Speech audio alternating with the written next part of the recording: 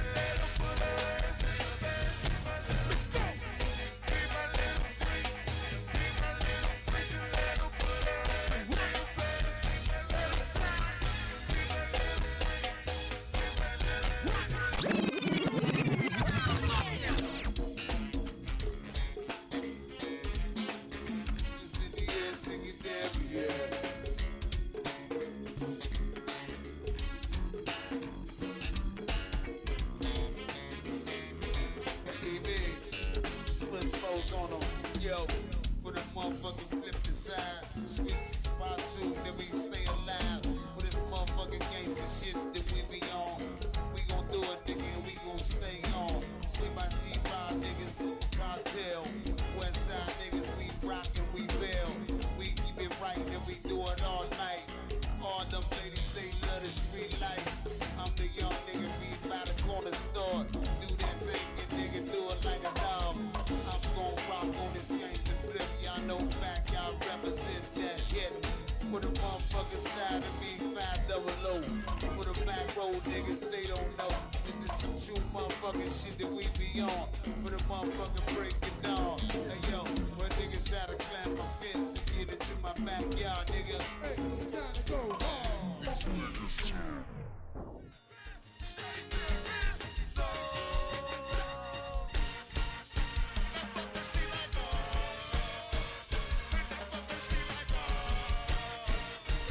Hey. You are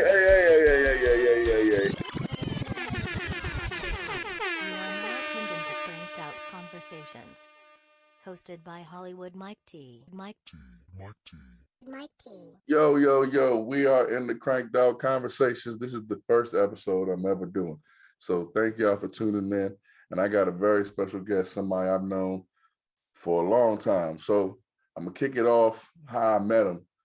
He probably don't remember none of this, but I remember it's only two lead mics that ever made me like, oh man, Sibo and Burger. And they both met me. I both met them basically off some competition. And they both told me, I just played before them, and they was like, I'm gonna show you how it's done, little fella. And saw me. And I just sat there like, oh. So anyway, meet Sibo first, but then I meet Cocky. And I walked up to him just basically, you know what I'm saying, letting him know who I was. You know what I'm saying? At that time, I was in High Gravity Band. A lot of people don't know when they call me the county mayor or whatever they call me about Mo County, that's where I got that name from High Gravity. Not New Vision, but High Gravity.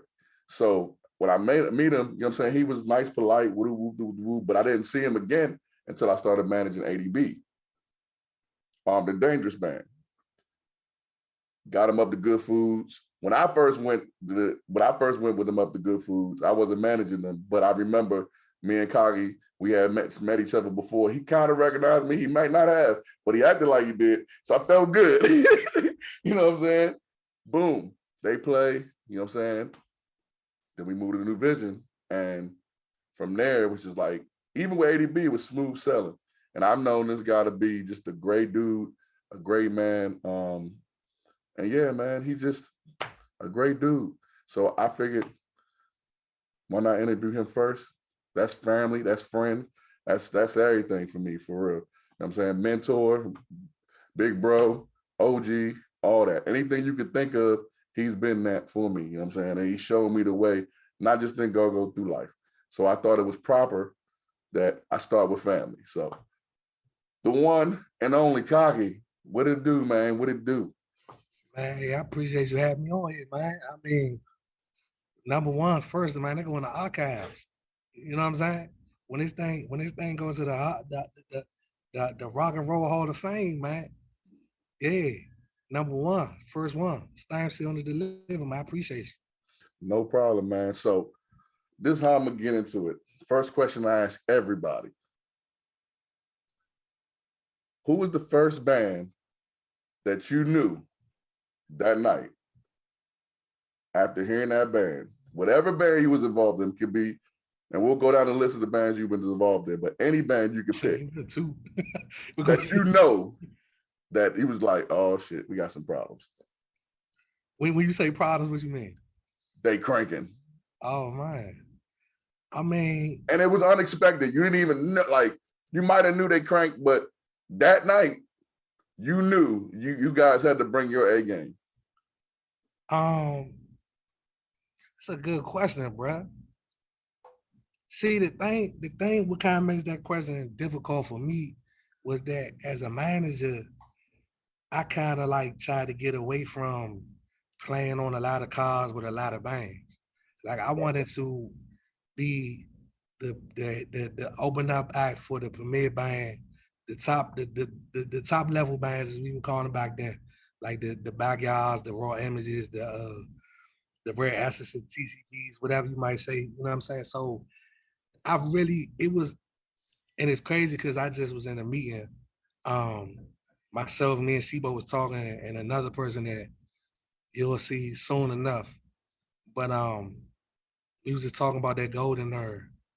You had you had your fatal attractions, you had your CCBs, you had your MOBs, you had your even had your young TOBs, you had man sudden death, you had man yeah, skunk boys, you had naughty boys, Drama had Squad. you Drama had City. Drama City. Drama City, yeah, Yep. one folks, CIT. It's a plethora of bands that you could even say that. So I really can't really just put out one because for me, it was like we was all in the same bracket gunning for that next level to be that premier band that the next band was opening for. So it wasn't a thing where I felt like from a standpoint, it was no disrespect to nobody who might have played before us or anything like that, or who we was playing at the same time. But I really had my blinders on because I was looking at who was going after us. You feel me? So that was my thing. And I kind of think that's what made me different in a sense because I love the competition. I love, you know what I'm saying, the camaraderie with the dudes that was coming up at the same time or even the dudes that was just getting in the game. You know what I'm saying? Having those conversations. Like even like rest in peace, do like Pain. When Pain was with damn, what's the name of their band? Because they used to play the 501. The one before Exclusive, I think. yeah, exclusive, I believe. I think it's exclusive. Like dudes like Pain, like they would have a show and we wouldn't have a show. And like it'd be like 2 o'clock in the morning, he'd call my phone like and just run down their whole show and just ask me little stuff like what you think I should have did differently or you know what I'm saying, what do I need to bring so that man the next time it'll be better and stuff like that. Building the relationships, even like with a person like you, like, you know what I'm saying, just knowing the inside Mike T, like while you performing and just being able to say something stupid that it'll throw you off for a second, and like you just like you might be in the middle of a cadence or something, and you just bust out laughing and fuck the whole joint up. And I'd be like, "This man, that wasn't my intention to make you fuck up, but it was funny though." You know what I'm saying? So like situations like that. So I really can't point out one band. I can't really point out one band because and then you know what I'm saying? Like situations was a lot different back then because you had you had a group of bands in the city, you had a group of bands from Maryland. You know what I'm saying? So it was always for me, it was always like, all right, you had bands that fall under the certain category, but you always separated them as being Maryland bands and city bands. So it was like I might have thought that Fatal Attraction was was popping at one point out in Maryland, but at the same time, Reaction was popping in the city. Yeah. So it was like you got them two and like both of them open your eyes because you got Wayne who just with the wow, and then you got Rick that's just like super laid back and just you know what I'm saying doing his hood stamps or whatever, you know, started training up and all of that. So you was able to see like different dynamics, you know what I'm saying, from just people going after the same goal, and it was dope. You know what I'm saying? That was dope for me. Yeah, man. I mean, dang. Okay, so I'm gonna have to figure out how to ask that question a different way when I have managers on here. Because I can't wait to start asking band members because I want to see if people are gonna be honest. But I love that answer. I love that answer. That's throwing a brick at a beehive. Huh? That's throwing a brick at a beehive, man. You gonna get the one mics and them percussionists up there asking them questions like that. Shoot, if you ask me, I can give you the band off the top of my head. I probably know who it is. I'm sure you know who it is. I'm sure you know who it is. I'm not gonna say it right now. Yeah, that's something for another day. Huh? That's something for another day. Yeah. Definitely. So, who is Cocky? Like, tell the people who you are. You know what I'm saying? I'm a man that wears many hats. You know what I'm saying? Wear many hats. I'm a family oriented. I'm a family guy now. You know, merely a family guy now. I just had my daughter. She just turned 6 months 2 days ago. I'm I'm a philanthropist. I'm a I'm a leader. I'm a ear. I'm a listening ear. I'm a shoulder for tears. I'm just what encompasses what I think a man should be in this world to help uplift the next man when the next man fall down. You feel me? And I don't say that arrogantly or anything from like me saying like I'm trying to boost myself to be something, but I just go back and think about what I've done. And I'm not an angel or anything. You know what I'm saying? Everybody has their flaws, including myself.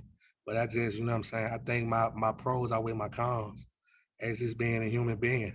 You know what I mean? So that means a lot to me to be able to feel like I'm a stand-up human being. And I don't mean that in any form of like a lot of people like when they use the word stand up, they use that in the notation of being uh, a gangster or things of that nature. I'm just talking about being a human being. You know what I'm saying? DNA, blood, heart, you know what I'm saying? Organs and genitals. I'm a human being. Right, Yeah. right. Hey man, listen. Damn, that's another great answer. Like that, two back to back to back, man. You giving me great Rock and Roll answers. Hall of Fame, man. Look, if I'm gonna be number one, man, and it's going to Rock and Roll Hall of Fame, man, I don't want to look stupid. Oh, I definitely didn't expect any less. I knew what was coming, so I'm glad that we got a platform that we can get this out. Because man, like everything that you said, I do agree. That's who you are, man. Like, and you embody being a man. Like real talk. Like I know, like you said, I know on no street stuff, or not on no corporate stuff. Just a man with a company, a compass, a man. I think you definitely Yeah, like. just a human being, man. Yeah, man, and it's definitely like when they say real, I don't know what people stack on the list. Like, could they be saying I'm the realest, I'm this, that? I don't know what people stack on the list, but on my list, you're like you're super high, and it ain't even really a list like I rank them. I'm just saying, like or if I had one, you definitely on it, man. You definitely define that. You inspire me, and you inspire other people. So I like another thing we're gonna start doing, and again, you're the first guest, so you get to do it first. I need your go-go resume. Man, my go-go resume is short as hell, to be honest with you. Like, Okay. is my resume, my tenure has length, you know what I'm saying? No homo, as is lengthy, but my resume is really we was a band, my man Vincent Orange Jr., DJ Blackhouse brother, had a Mm. little band. I don't even remember the name of the young cats. But they, you know what I'm saying? You know, they from around my way. So, you know, they put something together and they, you know, hollered at me. And it was one show they played in their backyard, you know, and it was just like, this ain't my field. You know what I'm saying? Cause like I came up, I came up off the break up on the backyard. You feel me? Like my first backyard show was at one of them Catholic school zones at Seawell Friends, where Mm. all the presidents' daughters be going to school and Yep. stuff like that. Chelsea Clinton and all of them. And like that right there, that wasn't my real first backyard show, but that was like the one where I was just like, yeah. But what happens is my cousin was the monitor engineer for since '95. Mm. And he just pretty much retired from the game like a year or two ago. But so running around with him, you know what I'm saying? Like it was always seeing things because I never knew what it took to create a show. I didn't Mm. know it was so much behind just having a party on Friday night. I used to think, man, people just come to a club, play and go. But not knowing what it took from Monday to Thursday to make Friday happen. And Mm-hmm. that was just interesting to me, you know what I'm saying? So, you know, after a while, I used to just pay attention. I was just able to sit in rooms where I really shouldn't have been. I mean, I ain't gonna say I shouldn't have been, but I might have been the youngest person in the room. And I never opened my mouth. I just always kept my ears open. And I just studied and learned. You know what I'm saying? And then built relationships with people after it was over with. Just, you know, just off GP. Cause I like to build bridges. Cause you never know when you might run across a person again. You might need a person or vice versa. You might have a skill they need. So Mm-hmm. I did a lot of that. And then fast forward some time and then 3DB comes, you know, Sibo, we from the same neighborhood. So one day we was outside on the basketball court and he was like, man, I want you to listen to something. And I'm like, man, you know, because they had the good food. You know what I'm saying? They was playing the good food on Fridays. I was at the Black Hole. You know what I'm saying? Faithfully, perfect attendance. So like, I was never going to the good food. Like my lower homies was going to the good food, but I was like, y'all know I'm up George Avenue. You know what I'm saying? I see y'all out of the club or whatever. He was like, I want you to listen to something. So we got my car and we rode around. I could tell you where we was driving. Like we went up Irving. We drove up like by Washington Hospital Center. We hit the Ave. We rode up the Ave, came back down the Ave, and then came back down the highway. And I was listening to a tape, and we just was critiquing it. And he already had a manager, his uncle Terrence. Okay. Dynamite, Big T. You know what I'm saying? Big T, a legend in his own right. So critique the jump. The next morning he called me and was like, man, hey bro, you know, I want you to help manage the band. I'm like, all right, whatever. You know what I'm saying? I had free time, man. I'm like, all right, it's cool. You know what I'm saying? That week, my first show as being a manager was an outside show down Southwest. And it's like Southwest before that stadium, before regentrification, before all of this. So this was like this was in some alleyway behind it wasn't on the 203 side, but it was on the 106 side before even that got built up a little bit. And I remember I was mad. I was already, this is my first like testament of being like a manager. I was mad because we was around our way before the show, but rest in peace, Ali was the drummer. Ali was shooting dice. And like he wouldn't lead the dice game. He was like, come on, yeah, we gotta go. You know what I'm saying? Cause I'm a stickler for being punctual. So I'm like, come on, yeah, like, man, we gotta get to where we gotta go. Like this business, it's always been business to me. You know what I'm saying? He was in the dice game. I guess he was happy. He was like, man, woody woody woo. I'm like, I'm gone. You know what I'm saying? Like, I'm not gonna be a leader and be the person that's the last day. And people looking at me like, dog, like you supposed to be here first. You feel me? So that was like my indoctrination to like those type of situations where you like, you gotta be like, come on, like you gotta lead people in a certain way, sometimes vocal, sometimes by example. You know what I mean? So yeah, it was on after that. It was on after that. Like I followed T, and it was like I felt like they set me up in a sense. Sebo and T set me up because it was like I think T already knew he was on his way out. And I was supposed to grab the baton, but I didn't know that coming in. I'm always thinking that T, I'm just helping T out for real. But more and more, T was like, nah, man, call him. You feel me? And then it was like, man, he was just all the way out the door. And it just was me. But by then I had already had my ideas and my visions and what I wanted to implement, just as, you know what I'm saying, once again, being people first before musicians and things like that nature, you know what I'm saying? Because for me, I knew that to get anywhere in the game, you got to go through certain people.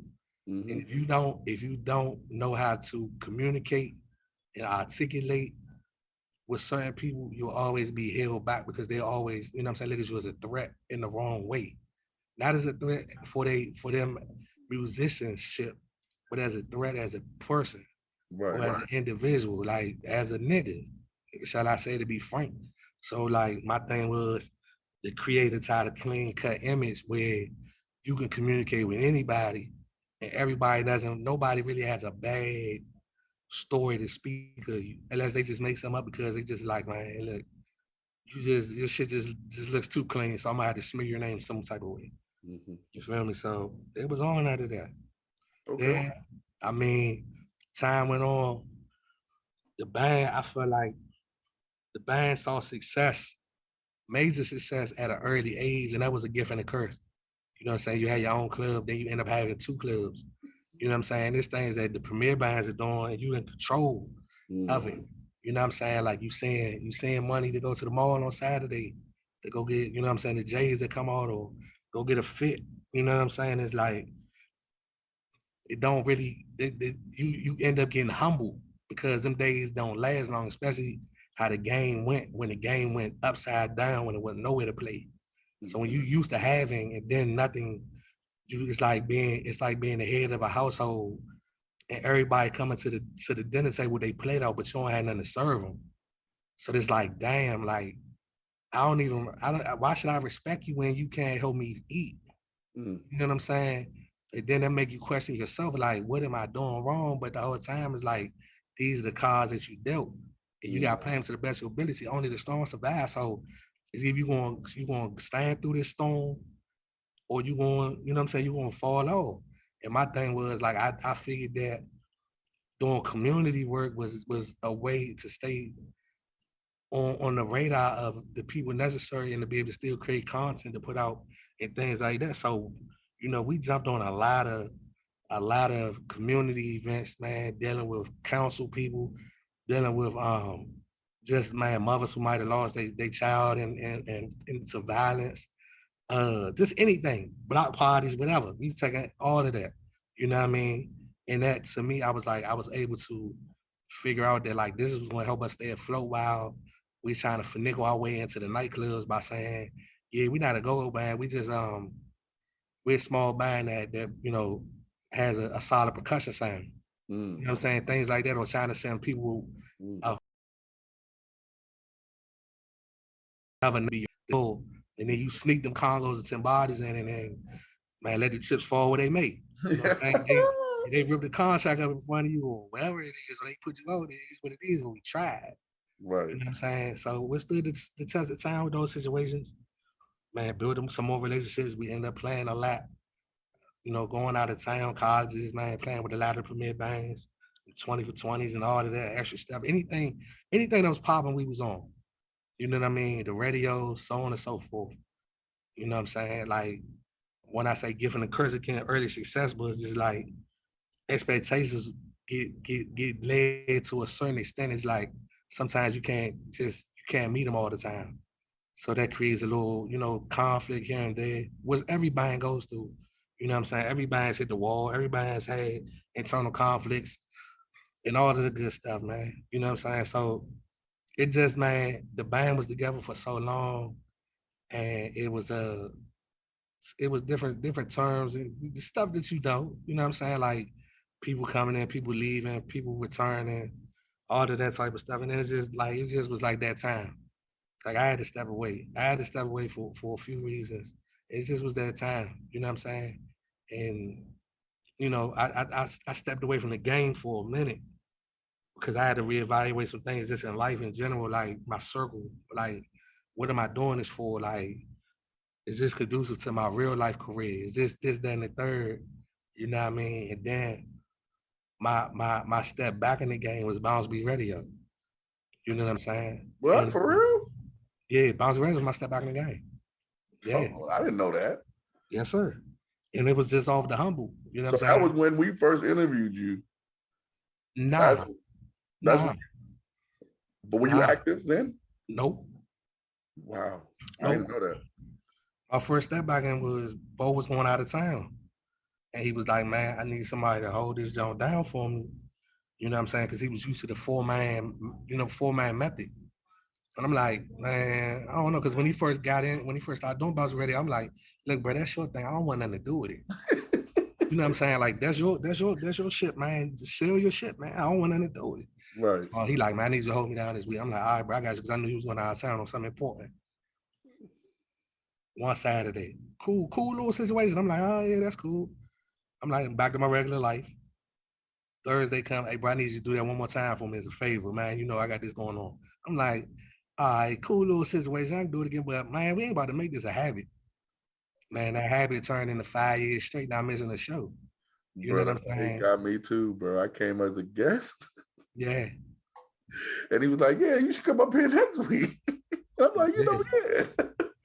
And that was me getting back active in a sense, because like for me on Bounce Beat Radio, I was like the older statesman of the crew. And it was like my perspective came from a different angle than mostly everybody else that was there. Cause you know, you had lead mics and you had DJs and you had really fans of, you know what I'm saying? And like my perspective was a little different.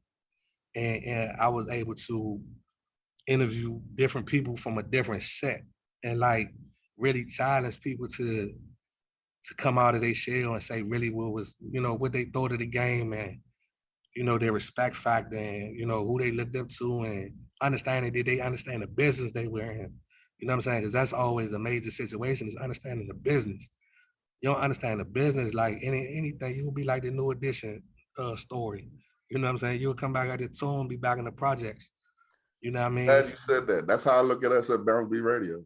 So yeah, it's like Yeah. situations like that, bro. So I ain't really, I took that time and we ran with it. We had our ups and downs like in any other situation. It was times that man, I was there by myself.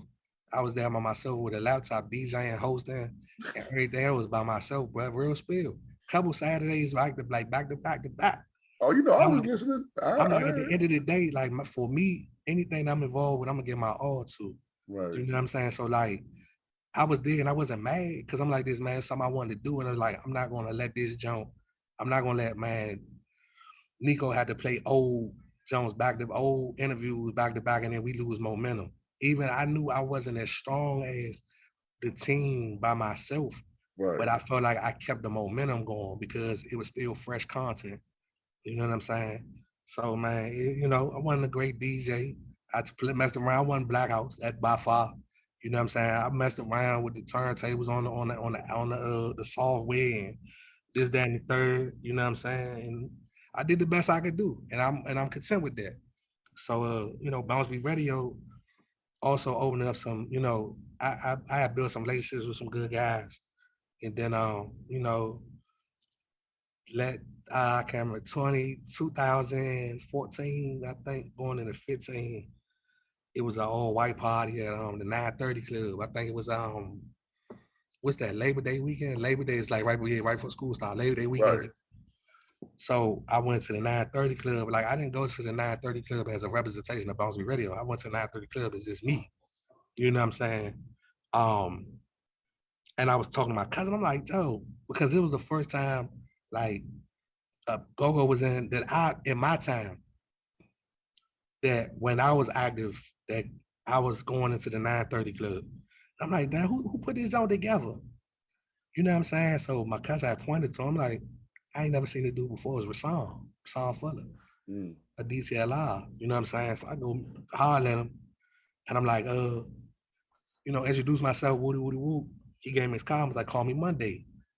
I'm like, all right, but normally when people do that, they shun you off.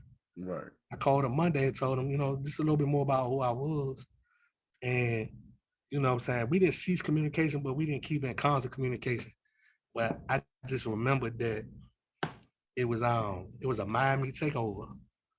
And Miami takeover came back and DJ Remy came up to Bounce Beat Radio. I was like, he pulled me to the side, was like, yeah, man, some people was down Miami takeover talking about you, man, trying to bring you in on something big that's coming up. So I'm like, man, what you talking about? He's like, man, look, I ain't saying that. I'm just giving you the heads up. Just be prepared to get a phone call and just act like you've been there before. Like, all right. You know what I'm saying? That's Remy talking to me. That's DJ Remy talking seriously to me. You know what I'm saying? It's hard to take Remy serious because he always on some funny shit, but take Remy serious on the jump. So yeah, we sitting around and that phone call came from Rasan. So he's like, yeah, man, I got this situation called RNG Entertainment. And man, I'm trying to build something big and I need people from all different walks of life to be a part of this. But I need certain type of people. You know what I'm saying? Like people that display just a certain mantra, you know what I'm saying? Believe in certain things and can bring certain things to the table. So I'm like, man, what's up? I'm with it. You know what I'm saying? Because I with the time that we wasn't communicating, I was researching him, find out who he was. And I found out what type of individual he was. So I'm like, oh, all right, real stand-up guy. You know what I'm saying? Like, got the connections and this, that, and the third. We can make some things happen. So, you know what I'm saying, as time went on, we, filling the situation out, with RNG Entertainment. I did a lot of, community stuff, like, just creating opportunities where we could get out and do things for the kids or cleanups and stuff like that. Just little things that just to keep, just to say we had a well-rounded corporation. You know what I'm saying? It just wasn't about entertainment. It wasn't about just music. It was about just life. You know what I'm saying? We worked that out for a couple years. And No Impressions was a part of Angie Entertainment, and I used to help with song with like the booking. Like people would call me trying to get No Impressions, and I just would run. You know what I'm saying? I'll run like run the play. I just would run the play for real. You know what I'm saying? Set everything from the standpoint, running to who it need to go to, and and that was what it was, and that was cool. It was cool, but it really wasn't what I wanted to do because, like, I knew No Impressions had their own people. But I was like, if this is my assignment, I'm gonna take it, I'm gonna do it the best of my ability. So, you know what I'm saying? Time went on, you know what I'm saying? And they got their own thing. They tightened up and they started doing their own thing. Um, you know what I'm saying? I still play my role, but it was like, man, look, I'm the type of dude, like I like growth. You feel me? So like at the end of the day, I'm like, I don't want like I want to learn. I wanna keep growing in the situation so that I never feel like I'm stagnant. So Mm. man, we had a conversation one day and then was like, man, look, man, this is backyard for life. You feel me? Like this is an opportunity where, you know what I'm saying, you could come in, you could help with this, that, and the third, and we could see how it goes. And then if you fit the mold, then welcome. If it's not too much for you, and you guys decide to bow out, I'm like, I don't never duck a challenge. Like it's a challenge, and this is like one of them what they call them moments. This like bucket list moment. Bucket list, yeah. Yeah, because I was always there when I was young, and I was looking at this type of business. You know what I'm saying? But like this is like a real life structured situation. Like everybody has a role, and you're supposed to play. Don't cross your role. Do your job, and that's how dynasties work, and that's how dynasties are built and maintained. You know what I'm saying? But the opportunity came, and like me and Gang was always tight. You know what I'm saying? Since I was a youngin, a teenager. And matter of fact, he came to school when I was going to Montgomery College. He came to school for me one day.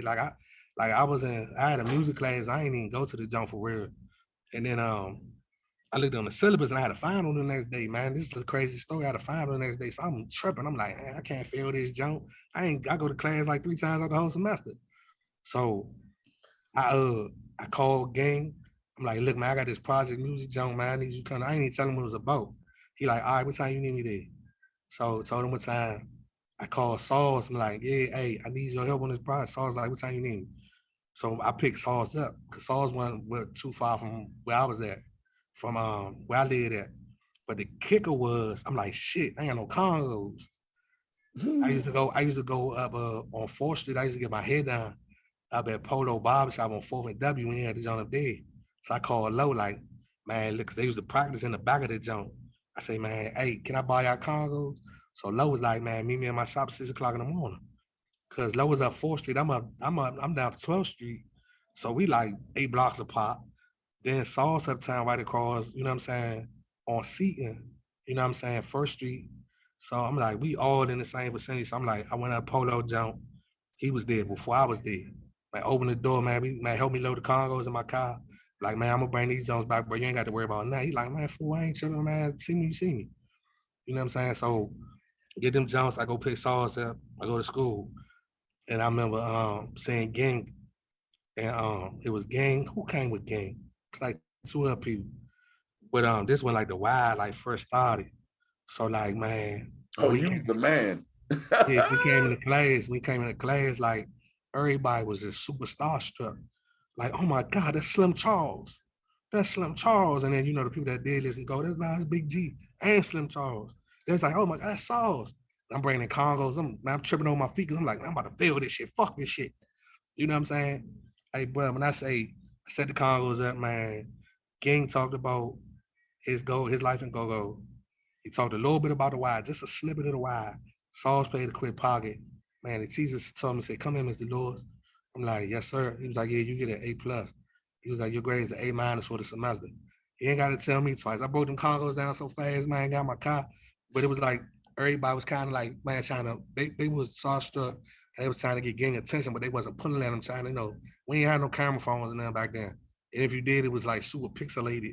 So you couldn't Right. get no good pictures or nothing like that. But just the point of, you know what I'm saying, understanding like the magnitude of, you know what I'm saying, who was there. So man, I get up out of there. I go home. I take Sauce home. I go straight to low, get lowest Congo's back shoulder. Man, ain't no scratches, ain't no, the head's not buzzing nothing. Man, gang, I called them niggas, man, like immediately, like once everything calmed down and them was like, hey, I'm forever indebted to y'all because y'all, you know what I'm saying, invested in my education. When at a time I wasn't really invested in it too much because my mind was on some other stuff. You know what I'm saying? And I never forget this to this day. I still tell them like, man, it might be a little something like a nigga like, man, I get a nigga some water. Like I gave Sauls this alkaline water last week at Aqua because I seen we was some on Instagram. I'm like, nah, this trash water, man. Take this junk. It's some real shit. He was like, where you get it from? So I was like, man, don't worry, I'm gonna bring you a junk of Aqua. So man, we got the Aqua in the bottle. He like, damn, Jay, man. Woo, woo, woo. I'm like, yeah, man. I'm like, man, look, dog. I told you I'm forever indebted to you for what you did for me, dog. So me getting you a bottle of water ain't nothing. Like it's nothing. You know what I'm saying? Like, you know what I'm saying? Your help has helped me to this point be able to feed my daughter, which is 6 months old, which happened, and this happened 20 some years ago. So You let know me what I'm ask you saying? this question. Yeah. Do you remember the teacher's name? Hell no. I ain't go to class but like 3 times. What did he look like? White guy, semi-bald, glasses. Typical teacher. Okay. Because I took a music class up MC. Yeah. And I took a music class, but I also did communication. My communication from my music class come because my project was on go-go. And he was like, that's the second best go-go presentation I've seen at this college. So that had been the same person, yeah. If that was your teacher, he was talking about you had the best joint. Yeah. You got 5 like Mike T. I'm still at work, man. You good. Hey, we airing all this. All this we uncut. Don't even worry about it. So getting back to 3D just for a quick second. For sure. You told me how they started, you know what I'm saying? You told me now that's how I started. They started way before me. Well, I'm gonna get the story from Bo. I'm gonna get that story from Bo. I want to know in your opinion, because I personally don't think that 3DB gets enough credit. And in the past, I've tried to give them credit, but at the same time, I can do more to give them credit. And I think everybody should. So what do you think 3DB's impact was or is in the game? Or what, because they're not currently a band, but they did to me, you know what I'm saying? They on a different pedestal than certain, you know what I'm saying? Hey, no, I understand. I mean, man, look, 3DB at his peak was a machine to be reckoned with. Mm-hmm. Now, recognition wise, and there's reasons because of that. And it's nobody to blame but ourselves. Because everybody wasn't on the same page as man promoting the band as a whole and as you as an individual. You know what I'm saying? Like, I don't sing no hooks. You know what I'm saying? I don't call no hooks, even though I a funny story. I actually performed with the band one night at the La Pearl. I don't know if you ever heard that story. No. Wow.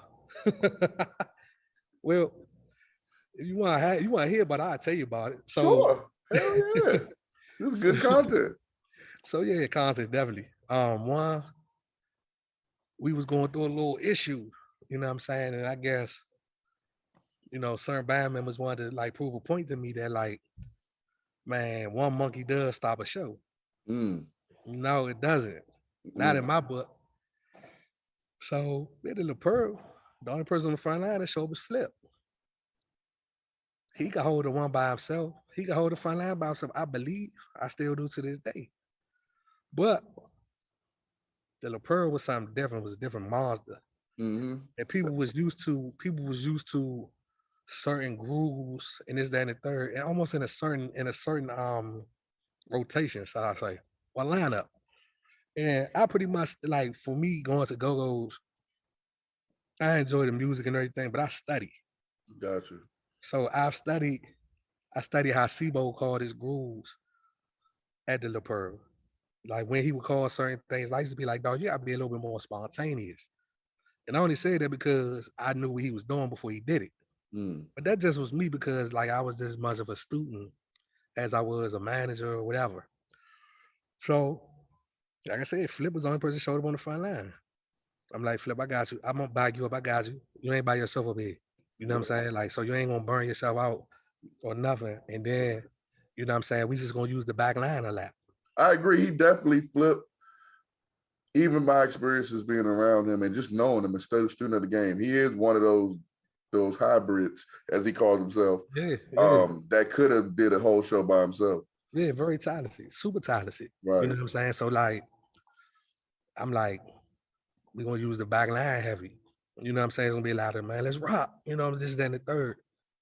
Man, we made it through that night. Man, I ain't see the crowd like look like what the fuck going on. Swear to God, Lord Joe was mixing us, Lord Joe. And I got the CD somewhere in the house. I gotta find that jump. I need that. But see, the thing was, niggas laugh because after I let people hear the CD in the band. They was like, man, you sound like LJ from Backyard. And I'm like, I took a lot of LJ slices and stuff because, like, to me, Bruce and LJ were the kings of ad libs and slicing. I agree. You know what I'm saying? Especially LJ when him and Los together. Like they like the fucking man dynamic duo. Right. So I just took what I knew and just put it, you know, part of, you know what I'm saying, what it was. Man, it was a hell of an experience for me. You know what I'm saying? Because I always told people, bro, like, what you don't know is I'm so competitive that if you think I can't do something, give me a little bit of time and I'm gonna end up doing it better than you. Mm. You know what I'm saying? So I'm like, well, scratch this off on the list. Something I did that I never thought I was gonna do. Would I do it again if I had to? Yeah. But in the situation I'm in now, I would never have to do that. Right. And I don't think, and that's just, you know what I'm saying, just people being young, immature. You know, like, man, like, we want to stick it to the man. We want to show him, man, if we don't get our way, it's going to be no way. Right. Well, I watched, man, TCB play with 4 members at the what's the joint up at Georgia Avenue was to play at? Almost by the Maryland line. Hades. Hades. I seen Bo, Bolo, Tony T, keyboard player and a bass guitar, 5. Couldn't tell that it wasn't the whole TCB. Yeah, I see UCB do the same thing. Couldn't tell. Yeah. So me seeing stuff like that, I always said, man, no matter who didn't show up to the show, man, we was going to perform. And like a lot of times that caused a lot of friction too. Cause like, man, we need this. We don't. Like, it's not about what y'all like this things to hear. It's about what the crowd like to hear. Mm. And if the crowd don't know no difference, you know, man, don't burn yourself out mentally trying to, man, say that, man, we ain't got this and we can't do this and we can't do that. They throwing tomatoes and eggs at you. Yeah. Break that bitch down and, man, try it next week. Right. You know what I mean? So I'm gonna switch things up a little bit. I'm gonna get back to Gogo. I'm gonna get back to you with Backyard a little bit too. For sure. But one thing I wanted to highlight that you do because you actually at work. So yeah. I wanted to highlight your community work and what you do with the youth. Like, I've known you. That's why I say you like your inspiration. Like, I kind of, not necessarily, we don't have the same job, but the way, like, people make jokes about how I put on for the county. We under the same umbrella. Right. So I looked at you and, you know what I'm saying, like, and I watched you and Sibo as well. I watched you guys put on for y'all community, y'all area, and it inspired me to want to do the same thing, you know what I'm saying? So talk about your growth through that as well, and what got you started in the community work, and what made you even, like, what gave you that mindset to do that? I don't know. I really don't know. Like, I want to say my parents, but I did way more outside of my household, like when it kind of stuff like that than my people did. Mm. I just think once going like it's being, being a good man, being that instilled in me as a young man, it's part of it. But like I grew up, like I keep it all the way funky, dog. I ain't grow up in no project. Right. I ain't grow up in no ghetto or nothing. I grew up in a nice neighborhood with my mother and my father. Mm, Thing about it is, within my neighborhood, majority of my friends ain't had it. mm, Majority of my friends ain't had no fathers. Some of their mothers were strung out. You know what I'm saying? Some of them just man was on their own, fending for themselves. Now, how that dynamic works, I can't tell you. Maybe because I grew up, I was born in the 80s and grew up through the 90s. And that's why me living where I live was like the worst of both worlds and the best of both worlds in a sense. Because he was able to learn everything. He was able to learn the good, he was able to learn the bad and the horrible and mm, be able to see it all at the same time. You mm, know what I'm saying? So like I never like to see people in messed up situations. You know what I'm saying? Unless if you put yourself in that situation, all right, you got to figure your way out the jump. But if life dealt you a bad deck and I could let you borrow a card or I can give you one of my cards to help you, you know what I'm saying, change the dynamic of the game for you, I'm gonna do it. right. I don't want to see nobody struggle. You know what I'm saying? At the end of the day, because we all, like I said, we human beings, and then, you know what I'm saying? That shit is just in me, bro. Like I can't really explain it. Like this is just who I am. You know what I'm Mm, saying? Especially and then watching youth, because I know growing up, for me, it was certain things that I wanted to see for myself that didn't necessarily happen for whatever reason. And that's a good thing because it turned me into who I am. mm, And it wasn't that I missed a meal, I ain't had no clothes or nothing like that. Like my father, cold-blooded man. Like end of the day, I was working at 7 years old. Like I'm like mm, when niggas say you working all my life, I've been working all my life. mm, You know what I'm saying? So like when it was time to go to school to get some shoes, I'm like, man, I want some Jordans. First time I ever told my father I want some Jordans, he be like, you get some Jordans, you got to buy them yourself. mm, You know what I'm saying? Still the work ethic in me. So now I got to go work. You know what I'm saying? And then a lot of my friends wasn't doing that. A lot of my friends was on something different. You know what I mean? So they was doing them in a whole nother fashion. Me, I was trying to, you know what I'm saying, do it in a different way. Look who I did. So I'm doing it in a different way. You feel me? You know what I mean? So it's like, yeah, but I also, you know what I'm saying, when my father died in 2013, man, I ain't really tell nobody from my way, man, where the funeral was at or nothing. Cause for real, me personally, I ain't even want to be there. But I had my second oldest nephew was in the joint. He asked me to walk up to the casket and see his grandfather one time. So man, it just like bent him up, like he was bent up, like, and that shit just like bent me up a little bit. But I had to be a strong individual for him because he was young at the time. So I'm like, he was so hurt. I took him outside and I walked outside. All my men was outside. mm, I'm like, damn fool, like man, how y'all know about this junk? They like, man, your father was like a father that's extended because all the shit he told you, you brought to us. mm. So, you know what I'm saying? We was able to, you know what I'm saying, come up and have, some certain things that we didn't have in our household. You know what I mean? So like little stuff like that and just man, like I said, just being this shit's just in me, dog. I don't know. I can't really pinpoint Mike T exactly what it was or the day or the situation, but it just was a thing that man, when I just seen people and like certain people just gravitated towards me and like I just had opportunities that I could pass out Okay. that people needed. And it was like a natural thing. So I just ran with it because I felt like that's what God put me on the earth to do. So I'm like, if you find out what your purpose is, like you ain't never gonna wake up in the morning and say, I don't feel like doing this because it's like you're doing something you love. So what do you do with the youth? All right, so I mean, currently I've been working for the Department of Parks and Recreation. This is my 17th year. So currently I work as my title is a site lead, but I don't really go off titles. You know what I'm saying? Like I do what's necessary. You know what I'm saying? What's needed. So right now I'm stationed at Trinidad Recreation Center. But I do citywide programming for the teen population of the city. Myself and a couple of other people. So like right now, like you'll see, like we got a program this Friday down Bury Farm. It's called Late Night Hype. We've been doing it. We did it all last summer. We bought it back for the spring for like, we did it twice. We did it Turkey Deanwood last. This month we're doing that Berry Farm before we started back up at every Friday in the summertime. But little things like that, you know what I'm saying? Creating environments that like try to give youngest opportunities, just not that man go to a party, but to have different things there that they can man reach out to, man, whether it be mental health, be able to have somebody that they can go into a room and be secluded and talk to without being judged. Because mental health is so taboo in our community. It's starting to break a little bit, but it's still like, you know what I'm saying? Nigga, you crazy. Like, if somebody call you crazy, like, you just take it. You don't want to be like, oh, I'm need to go see somebody about it. Like, some people wear it as a badge of honor.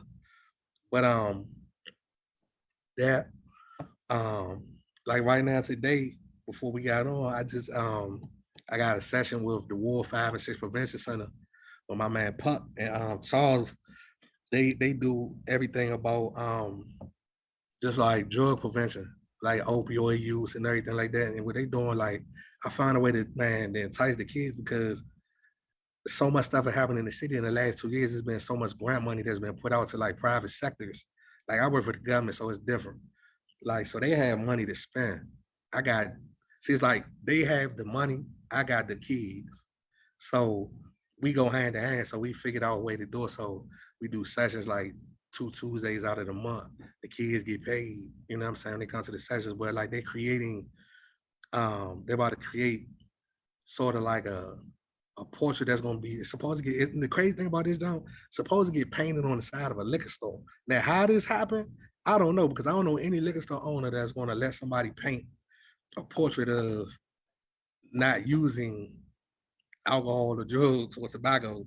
You know what I'm saying? So it's like the anti of the place that's supposed to get the money. But I don't know. Like, Somebody got some serious pull. I'm still walking myself through it mentally. You know what I'm saying? But it's something dope, because a lot, like in this community where the liquor store is, a lot of youngins, man, lost their life like at the next store over in front of that junk. So like they really buying into this opportunity. Not just because they getting paid, because they really participate in that joint. They can come in and sit down, don't say nothing, be mugging with their arms cards, like, man, when it's done over with, now they get in there on time and they really participate and they really get a all. So it's like, man, I be sitting back like, and sometimes I might record a little bit, put on Instagram, like today I put some on my stories, I'm like, man, it's youth development. And it's really, I use that title because it's really what's happening. It's like you're developing minds. You're developing minds to think on a different level.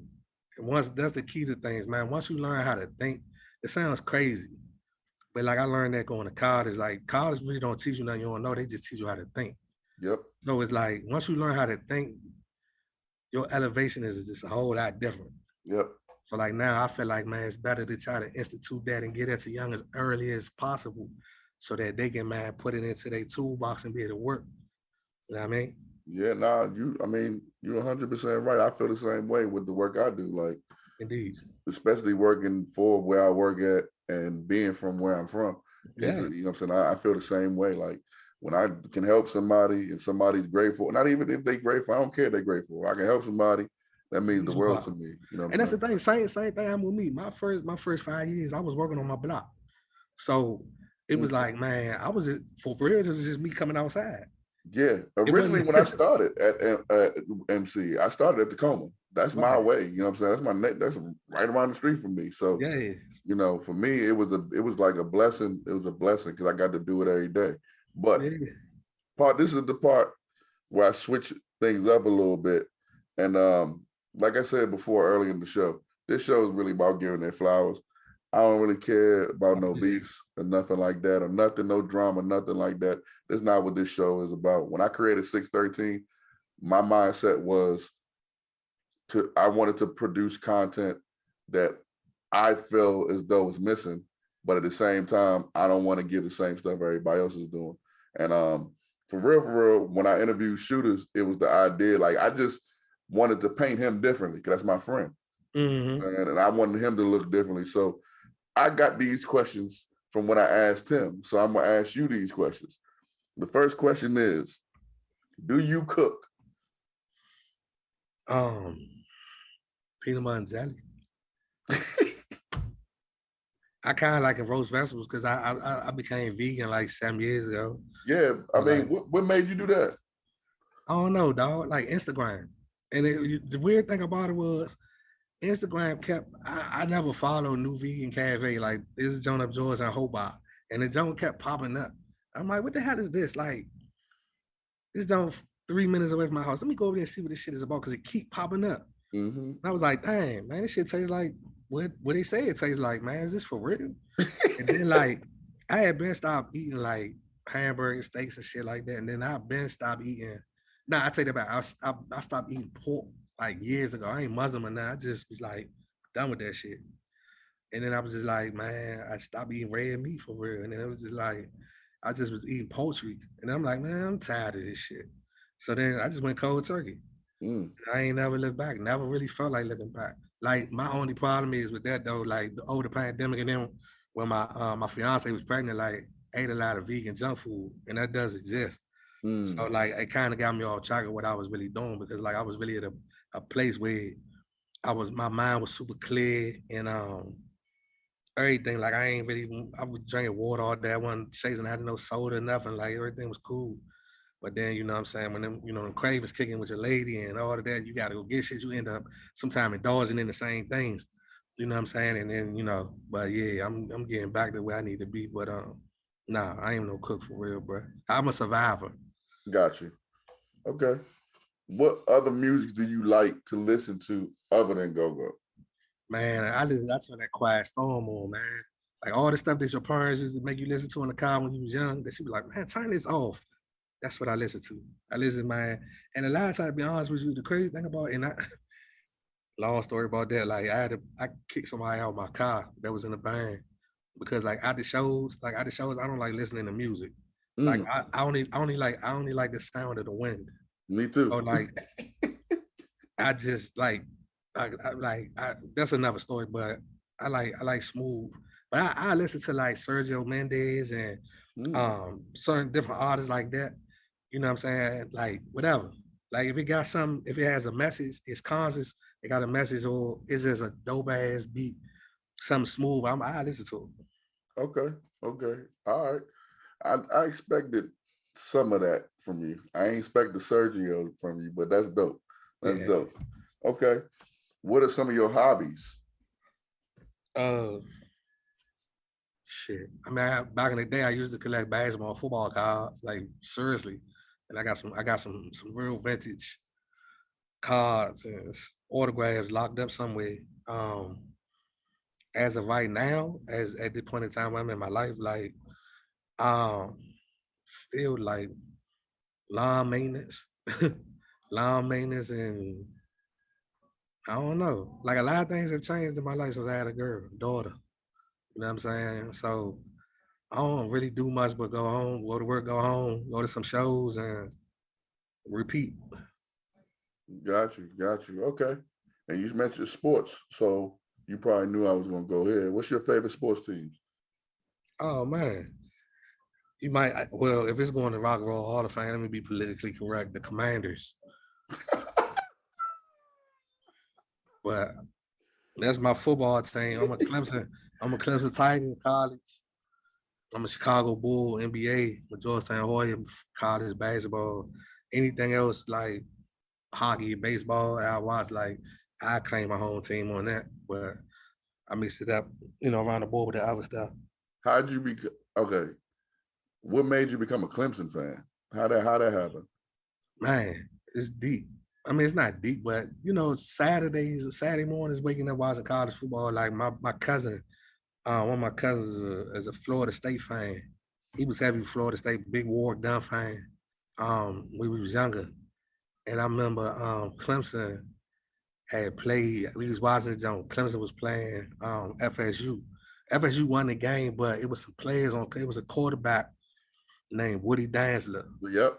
I knew you was going to say that. Yep. Woody Dansler and the receiver was Rod Gardner, who I ended up meeting in real life. Mm-hmm. You know what I'm saying? When he came to the Redskins, which is the Commanders. Yeah. So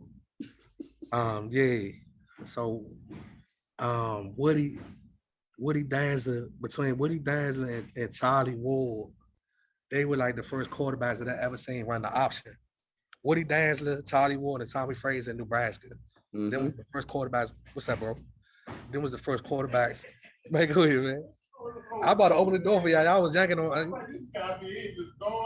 Nah, because I'm doing the interview on the jump. Yeah, what's up, twin?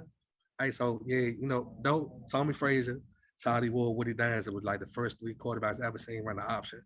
And that was intriguing to me because it was like quarterback being a dual threat to be able to, you know what I'm saying? You either gonna pitch it, you're gonna run with it, or you're gonna step back and pass. And that was like this is just a dope ass offense to me. So like, and then I just became a Clemson fan ever since then. So we talking about like, man, Clemson ain't started winning until recently for real, for real. So it wasn't like I hopped on the team when Deshaun Watson came or Taj Boyd or one of them. Like, nah, I really went through the heartache of, you know what I'm saying, 2-8 seasons and shit like that.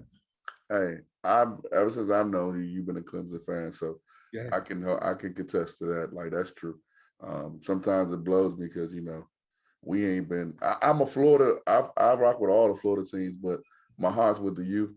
And yeah, we've been horrible for a long time now. I don't know what's going on, but I think the problem with that is that, man, with social media and everything, YouTube and all that type of stuff, man, recruiting. Like we people can't pay nobody no more. We gonna get still caught. like you go for speed, you go to Miami. You go to Florida. If you're looking for speed demons, you go to Florida. Them niggas chase cars. Yeah. I know. I live down there, so I know. Yeah. So at the end of the day, like, you know what I'm saying? Teams are going to, man, they're gonna swim in your pond, they're gonna fish in your pond. Yeah, but we just can't pay nobody under the table no more because we get caught. So. Ain't no more that coke snorting and going to the strip club after the game shit going on no more. I got a few more questions for you. I'm gonna let you get out here. The first one is, what impact has go-go had on your life as a whole? You talked about backyard. I was going to ask about backyard, but you already told me about backyard. So, as a whole, is to be honest with you, it's gonna sound crazy. It's allowed me to help a lot of other people, and just not. And I don't mean just like musicians and bands, like fans. Like currently where I work at, like it's been times where youngers just ain't had nothing, and I knew that they ain't had no money in their pocket, but they wanted to go to the go-go. You know what I'm saying? Just to get off the block. You know what I'm saying? I'm like, man, it's my show. Like, come on there, so you can not be no target outside. Cause if you're gonna be out there 9 times out of 10, the type of night we talking about and where you from, people slide through that jump. You know what I'm saying? Other opportunities as well, man. Just be the impact, cause you know what I'm saying. It's just like even with like now, like me and Ging go around and do a lot of different things, and like the impact that he's had on being able to, you know what I'm saying, go into households and do things that help. Like he just had to jump with DCLR up a KCP Kip Charter High School with the fridge packer jump. You know what I'm saying? We're getting some kids that kind of like needed a little help at home, and they went shopping. You know what I'm saying? He made sure that they just ain't go and get noodles and hot chips and shit. Like they really went and got fruits and vegetables and stuff that you can eat with substance. You know what I'm saying? With nutrition and things like that. You know what I'm saying? You're thinking about a dude that, you know, when I was growing up, that knew that was telling you back in the day, man, dog, for real, I robbed niggas for a living. You know what I'm saying? Now it's like you did a 360 and like, man, doing all this philanthropy work and really like beating the pavement, and not just doing it because the camera did. Cause it's sometimes the camera don't be there. Like that man real spill, dog. It be some days like either like on Saturday, like Sunday mornings, after the show, he might have got home at like 4 or 5 o'clock. Man, he might be on K Street by himself under like Tent City Zone giving out shoes or man, whatever, just socks and stuff like that. But the camera would never see that, would never know that because like he don't like it. He's just a genuine brother. You know what I'm saying? So at the end of the day, like it's not a facade. Like this is real life. And like a lot of times, man, we be doing stuff and like you might get to pull the camera. You be like, nah, bro, don't do that, cause we won't bring a videographer because he be like, man, for real, some of the people that's out there. He told me a story. Was like, man, some of the people that was out there one time was people he went to school with. He was like, man, he never wanted to embarrass them to be like, well, damn, you on your head, but you know what I'm saying? I'm an actor, I'm a musician, I'm this, I'm that. Like now I'm out here to help you, try to get back on your feet. So, you know what I'm saying? Stuff like that. Damn, that's deep. That's deep. All right. And I got 2 more. The first one is, and this might make you think as well. Advice you could give to yourself from the past, what would it be? In terms of what? Anything. If you could go back and talk to your younger self, and you could tell yourself something that you did not know, but you know now, not change history, but tell yourself something that could have helped yourself get out of it. It could have been a situation back in the day. It could have been to get more money. It could have been anything. That's one of them type things, might see where it'll change time though. It'll change where I'm at in life now. So I might not have made an impact, but the only thing I really would go back and tell myself, buy more real estate in DC. That's a perfect answer. That's what I was looking for, something like that. Something like that. Buy more real estate in DC. And last question I'm gonna ask everybody, so all the fans out there, y'all get used to this question. Who would you like to see me get on the show? And you got to help me get that person. And it can't be SIBO. That's no. It's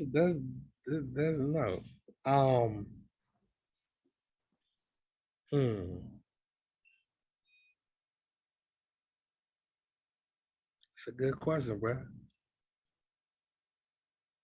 Because I want to say something. I want to say somebody that when nobody think about, and it'd be hard as shit to make happen.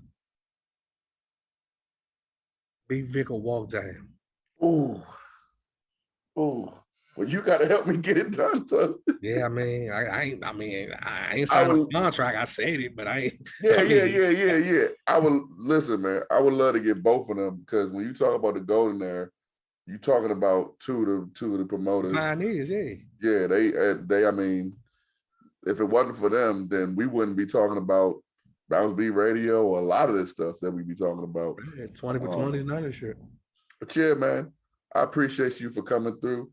Kagi, like I said, man, everybody that don't know him, let them know how they can find you. If you want them to find you, your business. Man, I'm around, man. Look, I'm gonna say it like this. I'm around. Like one thing that comes with a lot of positivity is a lot of negativity. You know what I'm saying? Like if your shirt, you wear a white shirt is clean, man, it's always somebody that's trying to figure out, man, to tip your soda over and make it get a stain on it.